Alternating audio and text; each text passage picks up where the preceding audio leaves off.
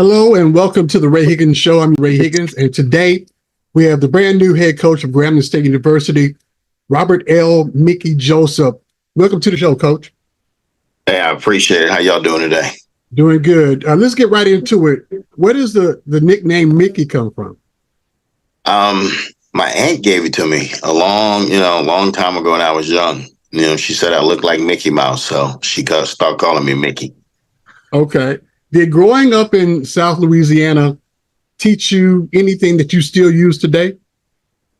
Yeah, I mean, you have a lot of good values, and it's always, work hard for whatever you want.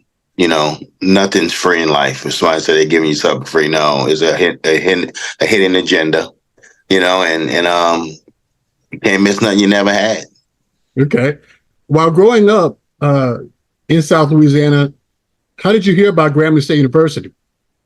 Well, that's one of the few games my dad and mom, took us to was the Bayou Classic. We didn't go to Tulane games. We didn't go to LSU game. I don't think I attended my first LSU game till I was a junior in college, but we went to the Bayou Classic. They'll, dress up and go to the Classic. And that was the family ritual for a college game. Okay. How did the familiarity with you being at Grambling before, how does that help you acclimate yourself now to North Louisiana? Well, when I first came up, it was with Fobbs, and I spent 2 years here. Then I went over to Louisiana Tech and spent a year with Skip. But it was different when I came up here. I thought it was a different from South Louisiana. It's more Cowboy fans up in North Louisiana than Saints fans, and they really tripped me out. But still Louisiana vibe though. Really good people. Especially at Grambling, they want to win. It's a pressure cooker. I understand that. But just really a good living atmosphere up there. Really good people. Okay. Well, what originally drew you to coaching? Well, you keep that competitive nature in you. And I thought I was a pretty, knowledgeable, smart player when I was playing, but when I had to give it up, I had a guy named Herman Colvin over in Omaha North in Omaha, Nebraska, that asked me to come coach quarterbacks and receivers. And I took him up on it, and I stayed with him for 2 years. And that's how I got into it, But it was something that just was in you. Okay. Who's been some of your biggest coaching influences as you matriculated through your coaching career? Well, you always got to start with the Godfather, Eddie Robb. Coach Robinson, because without him, none of us would be here today. And I'm sure he was at Grambling, and I'm sure he was getting a lot of invitations to go other places, but he stayed at Grambling, but it was, with Coach Rob. Then you had my high school coach, Hank Tierney, who was a real, we spent a lot of time with Hank. And my college coach, Tom Osborne, showed you the way, what you needed to do, how you had to work. But then you talk about guys I work for. I work for, I got my first college job with LC Cole. I got my first college job with LC Cole. So he was a blessing to be around, and he taught me some things to, go down the line with, Darryl Day at Nicholls State, and, Ed Orgeron, Skip Host. It's a lot of guys that I've been a part of, but, I take a little something from all of them and try to, complete a program. Okay. Speaking of taking stuff with you, what are some of the biggest things that you've taken from one job to the next, whichever one you choose for it to be? Keep competition in the building. Keep competition in the building among the players, among the staff. Keep them competing. Keep them hungry.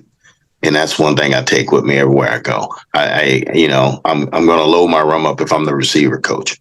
It doesn't matter that he's a 4-star and he's a 4-star. It doesn't matter. I'm going to load it up. So I want to keep the competitive nature going throughout the building. Okay. I know this is a question I'm sure a lot of people in Grambling Lane want to know. What is the Mickey Joseph's offensive and defensive philosophy? Well, on offense, we want to put pressure on the defense. We want to play the numbers game. We want to get you in space, because we think it's difficult these days with kids that's playing in space. It's hard to practice that, simulate that in practice. But so we want to get a guy that's going to take care of the football and make good decisions. And we want to threaten you deep. We want to throw the ball deep. We want to make sure you don't rob with your safeties. We want to keep you to make you play honest. And on defense, we want to come get you and lock up and play man. We want to close those. We want to close those windows because so many times you play zone. Guys you see Kelsey do it every Sunday. He just finds a soft spot in his zone and just stop. And you can't blame the kid because he's going to the zone where you tell him to go. So we want to lock it up and shut and close down the windows. Now, when you started coaching till now, there was no such thing as a transfer portal. What are your thoughts about the transfer portal? Well, I think that it's a plus and a minus because when you say it's a plus because kids get to leave if they're not happy, or they leave because they get a better opportunity. Coaches been doing it forever.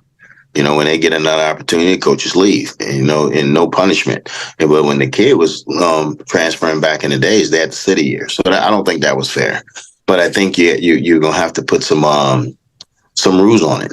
You're going to have to raise the GPA to be able to transfer because now I think it's getting out of hand where kids if they're not happy, they leave. So you're not teaching them to fight and work through adversity. So, but I think it is a plus, but it can be a minus. But, at the end of the day, when they transferring like this, what concerns me is that they're falling behind in their schoolwork. Because I know they got to meet a certain percentage towards graduation, but we don't hear about those kids that transfer then they're ineligible. We always hear about the kids that transfer and they're eligible. We don't hear the horror stories. There's some horror stories behind it. I'm sure they are. Well, I do agree with you with respect to what you said about the coaches being able to leave. I mean, you get the coaches that leave, and then the players when they want to leave, they're told that they can't go certain places and things like that. Yeah. And I thought that you can block them. I didn't really think that was right at all. That's not right. You're right. I totally agree with you on that.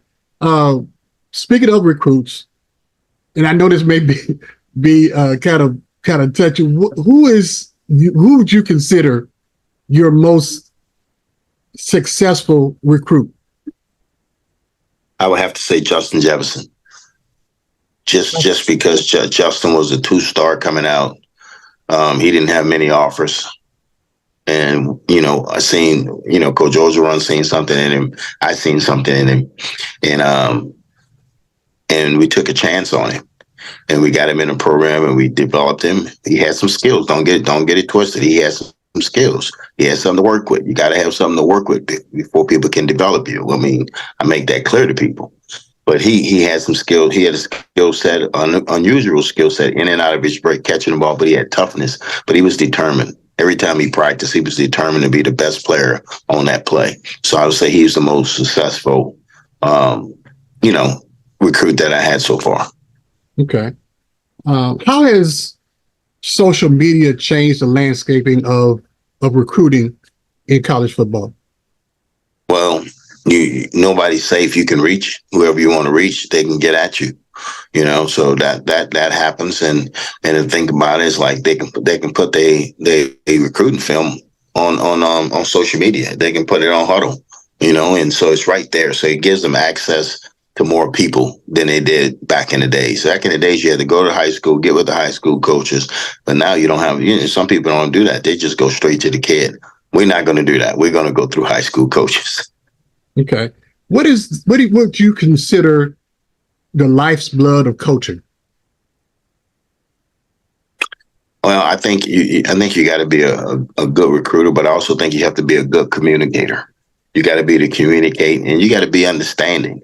And we got to understand that these kids are totally different and living in a totally different society than we grew up in. And we got to remember that they got so many things going on. So sometimes it's best to sit back and listen and let them talk. And they might be totally wrong, but let them get it out. Then you say, okay, no, you probably need to do it this way. But I think you got to be able to communicate with them these days. Okay. And what would you consider a successful season in your eyes, in the situation that you're in now? I think you got to win more than you lose, but you're always shooting. My boy Shane always says, go 1-0 every week. But I think you got to shoot to try to win the West. Then you got to shoot to win the SWAC. Then you got to shoot to win the postseason bowl. So you got to take one step at a time. But I think you got to have more wins, than losses. Okay. When you're recruiting, what is it? Let's just say you're recruiting, let's say a wideout. Let's go with wideouts. Mm-hmm. When you're recruiting a wideout, what's a Mickey Joseph type player? Like I said before, I want him to be competitive. I want him to be able to compete. I want to see him go for jump balls and come down with it. Then I want to, if his route running is detailed, but the number one overall thing, can he catch the football? Can he catch the football? Was his ball skills at? But so it goes back, just competing. Like you're competing to get open, you're competing to get the ball. But at the end of the day, can you catch the football? Because I tell receivers so many times on a drop pass, you got to call the right play. You got to get the right protection. He's got to drop back. He's got to make the right read. You got to run the right route. Now, when you drop the ball, it's like a turnover. That's what I look at drop balls. It's like a turnover, and we preach that, but we try to also get him to move on from it. But, you got to have a skill set of running routes also. You got to be, because, route running footwork, it gets you out, gets you open. Your footwork gets you open. Okay. What do you consider the biggest challenges that coaches have today? I think the biggest challenge that we have today is that getting the kids to believe, and getting all of them on the same page, because they have so many people, like you said, for social media, they might play bad. You might tell them, man, you didn't have a really good game, but on social media, when your coach messing over, your coach not using right. So it's just like, just communicating with them. And that's the thing, is this getting them to believe and buy into what you're telling them. Okay. And I guess it goes along with my next question, which would be, you stated that you wanted to restore the order for Grambling State University. How do you plan on going about that?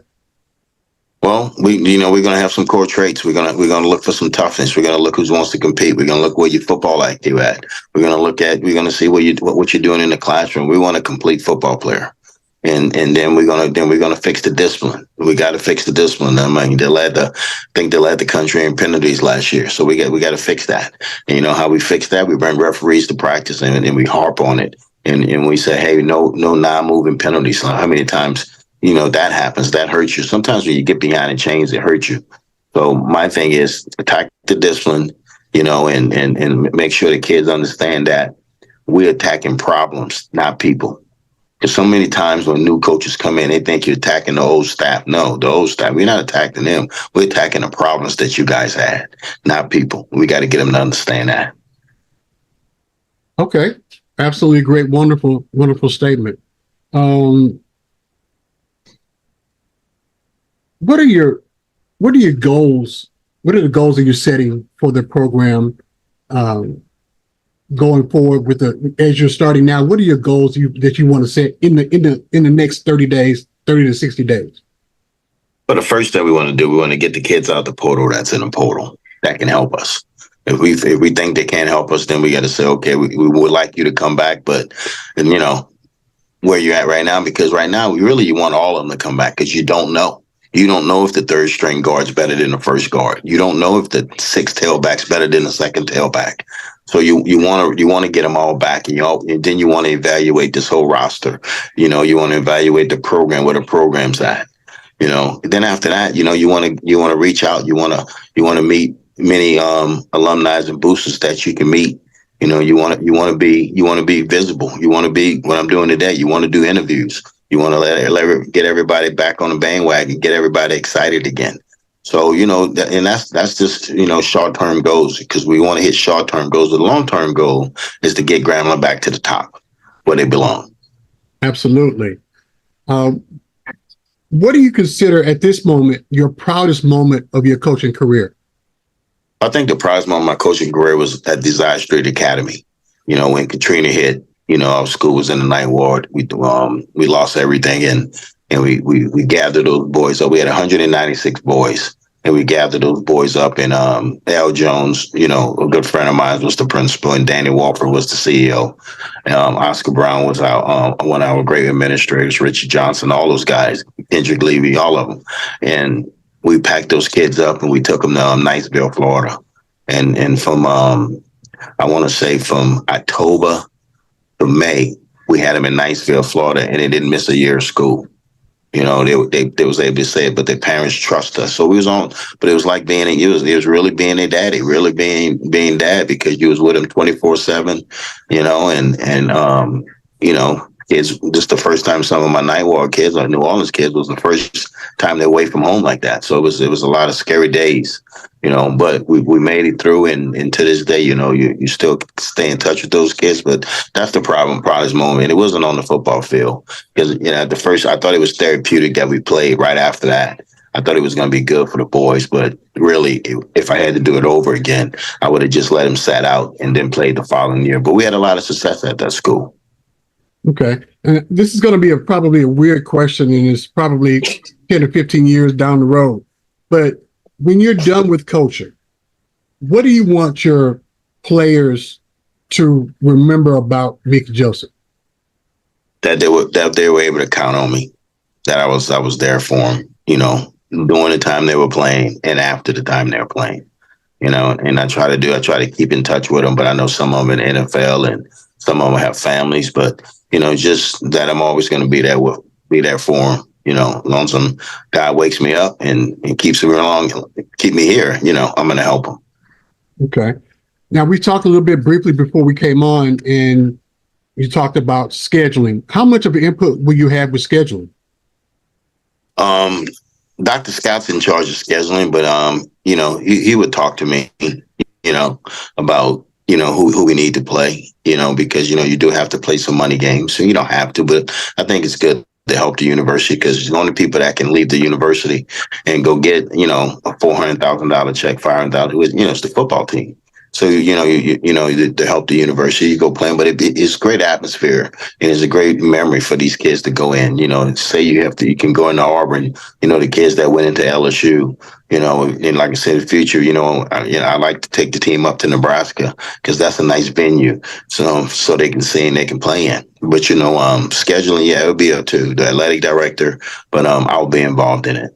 And I know it goes a long way to helping the university as far as the department taking care of the non-revenue generating sports, for them to be able to thrive and exactly function as a university, and also win some games as well. Yes, that's it. And I mean, that you got to think about, you know, softball, you got to think about track, you got to think about tennis, because those kids deserve to have the best also. So if we can help the athletic department, you know, do that, I'm more than open, and I welcome that. What lessons did you learn from, let's say, Coach Tom Osborne, as far as how to structure your teams in your program? Get many hands as possible to help you with these kids. And I mean, you know, we had, you know, when I was in Nebraska, late 80s, early 90s, you know, we had 17, 18 strength coaches. So we had a lot of people around us, a lot of help. You know, we had 25, 30 tutors, you know, so I always learned, you know, a big group to help you. But you always say it takes a village to raise a kid, you know, so why not get a village? So I try to, you know, take it away from my coaches, you know, academic liaison to equipment, because at the end of the day, you're not going to let a coach go because he's liaison to academics and the kid missed study hall. But if that D tackle don't hit his gap a couple of times, you probably get rid of him for that. So try to take that off their plate and get some help in. So he taught me about structure, you know, by structuring and getting people in the building that can help with these kids. All right. On the same note, what about Ed Orgeron? What did you get from him? Well, you know, Coach O was very organized with everything that he did. You know, I learned you never take the kids on the field without having a meeting before. And then it was like, hey, let's get after it. Let's practice. We you know, we won't use a lot of scout team. We do a lot of good on good practice, like the NFL. And that's what I got from him. But he was a relentless recruiter also. You know, and the only thing I did was, you know, just follow his lead. He was a relentless recruiter, and that's what the guy's doing right now. You know, so, you know, when you look at what Ed did at LSU, you know, he won a national championship. You know, so, you know, anybody that comes behind him has to win a national championship to say that they had a better career than him. Yeah, it'd be hard to beat that that year was pretty remarkable year for. Yes, it was. We had some really good coaches. We had some really good players, but we had humble players though, Right. because at the end of the day, it was first rounders walking through that building, but nobody got treated any differently. If you got out of line, you got pushed right back into line. And but the majority, we had good leadership out of Joe Burrow. Joe Burrow really ran the football team, and that's what you need. And I always talk to the kids. It's got to be a player driven team, a player led team. Player led teams are teams that that usually win. If a coach got to have to lead, then it's difficult sometimes. Okay. Another coach that you said got you your first college coaching job with LC Cole. What did you get glean from him?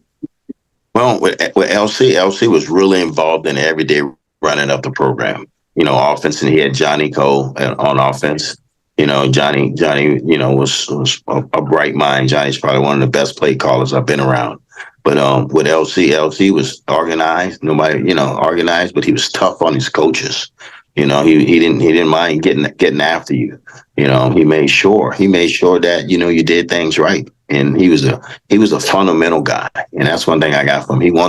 We did fundamentals at Alabama State. We took over a program similar like we're taking over now. Wasn't winning many games at Alabama State, and when he took over, we won the first year.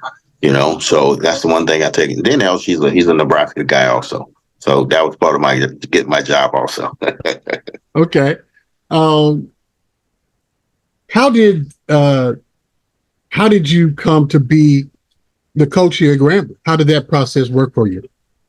Well, it came up, and talked to Dr. Scott, and he discussed with Dr. Gallo, the direction that they were going in, and we were on the same page about what we wanted to do, what we had to do with the program, and they wanted a different outlook from somebody else. And I think in my interview, giving them the step by step and the structure that we was going to have, that they understood. They understood what we was going to do. They understood what we was going to do with the transfer portal, the 85-15, and 15% portal, 85% developing kids, because that's how the NFL structure like that. They maybe 20% free agency, 80% through the draft. So we kind of taking that same philosophy, but they want the boys to come in and do right and do what they're supposed to do. And then we want to graduate them, and they were big on that part about graduating these young men from Grambling. Okay. So it was the process. Was it a short process, or was it over a couple of days? I think anytime you going after a head coach, you got to have a short list. There's no such thing as a long list. You got to have a short list. You got to know what you want and what that guy going to bring to the table, and try to get it done fast as possible. So I think they had a short list about what they want to do, and they interviewed people. But it wasn't a long process though. It didn't last 2 or 3 months. Okay, and I know this is way in advance. I know you probably hadn't even scheduled when the spring game is going to be and when schedule starts and everything like that. If someone is meeting you for the first time, and what do you want people to know about Mickey Joseph? Well, that I'm down to earth. I'm honored to be the head coach here at Grambling State University, and I'm going to do everything in my power, not only to make the football team successful, to keep Grambling being successful, because it is a prestige university.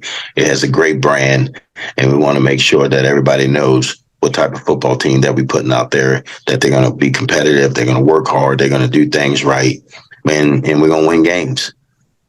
Okay. Well, I'm gonna let you appeal to the alumni base. What do you want to tell the alumni base from the new head coach at Grambling State University? Well, my thing is, I appreciate y'all, you guys. Gram fams, it's special to me. I understand that, it's not a lot of patience out there. I mean, the world don't have patience, and I understand that. I'm going to do things the right way. I'm going to make sure that this Grambling tradition continues. my door is always open. You know where the building's at. So my door is always open, and show up and say hi. So, and see how you can help us. You always talk about getting help financially because you do have the NIL, and so you need help doing that. So just anybody that wants to reach out and just have a conversation, my door is always open for them. Now, I know this statement is on a lot of the alums' minds, and I know that you, having coached here a couple of years, you know about it. How does the Bayou Classic rank in rivalries compared to other places where you've been in their rivals? How does that rank in your mind? That game gets you fired. You want to be real about it, lose that game enough, don't care what you do, you're gonna get fired. We understand that, but it's one game at a time. I had a chance to play in the Jackson State Alcorn State Classic. I had a chance to play in that. Had a chance to play in the Alabama Classic, and this is a big classic. This is probably the biggest one, But I understand the magnitude of this game, and just the energy. I remember the first year I was at Grambling, just the energy that was in that Superdome. I think we were down like 31-17 and we tied it up 31-31, something like that.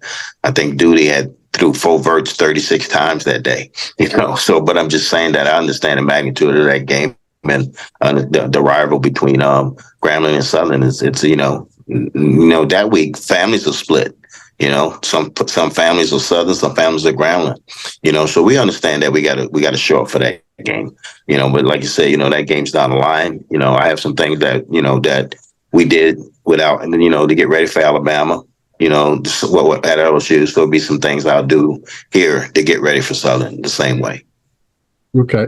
Well, Coach, I'd like to thank you for joining us on the show today. I know a lot of people have been waiting for a chance to hear you kind of speak out of the press conference kind of realm. So yes, I'm sure they'll enjoy hearing this conversation that we've had today. And I want to thank you and wish you best of luck for you and your staff and the student athletes for this particular for the upcoming season in spring. So thank you for joining us today, Coach. I appreciate you guys, and look forward to meeting you face to face.